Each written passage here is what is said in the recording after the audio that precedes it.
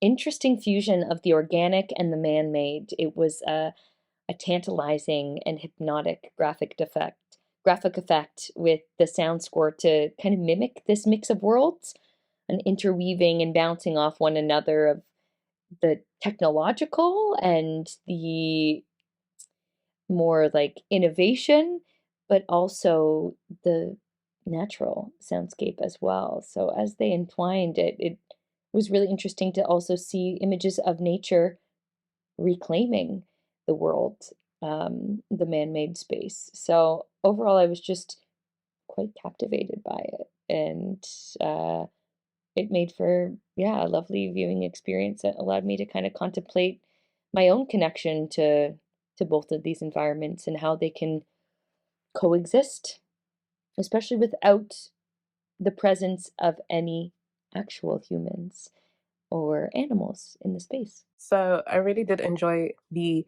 film. I enjoyed the sort of abstract and artistic take that Mary the director took with the film. I always enjoy animation because animation always allows you to explore further and to take more risks and to explain further what your ideas are, which I think really did well with the topic and the theme of um, this film, especially because of the title metaphysical rather, relating to metaphysics and sort of questioning the nature of reality, which is what she did in this film, and using the animation to draw that out, and allow herself to explore that.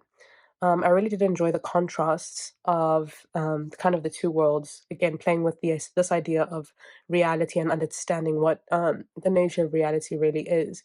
And so, with her sort of contrasting nature and sort of the modern world architecture, I think was a really great choice, and really did well for the film.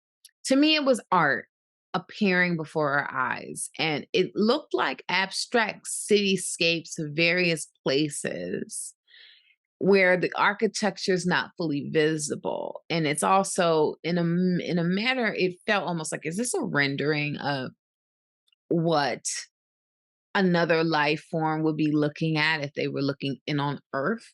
And it had this sort of extraterrestrial feeling because of the audio accompanying it, felt a little bit like it gave a little bit of that sci-fi extraterrestrial vibes. And these abstracts were in these images were abstract, and they're kind of flashing quickly in and out of view to the point where image you can understand what it is, whether it's, electrical wires or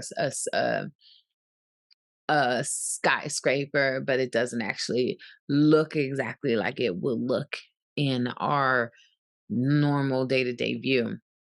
And then the sounds change to a more calming sound of nature, and the images become more still. It's almost like there's this industrial architecture clashing with nature. And it made me think, is the overall theme of this how the industrial revolution in the creation of all these places had this negative effect on nature? Is that what they're trying to say? How they clash, how they interact, how they mix?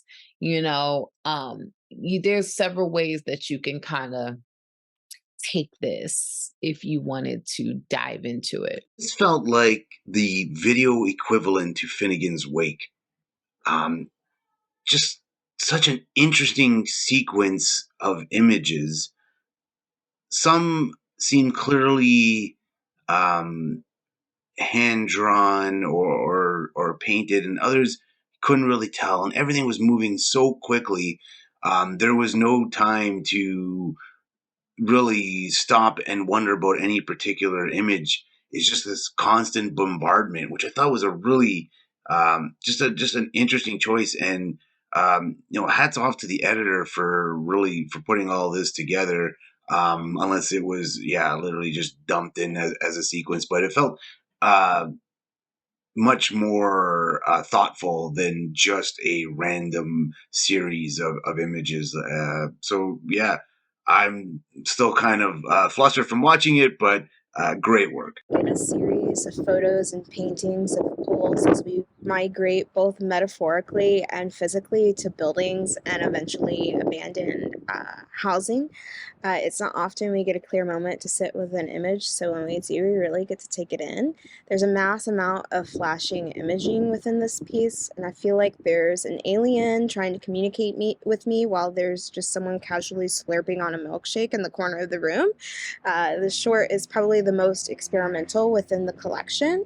Paintings slowly develop onto the canvas. There's these abstract geometric shapes dancing on the screen as we hear different sounds from nature itself. Murder of Crows low-key wigs me out, so it had me on edge when we started hearing them squawking in the distance.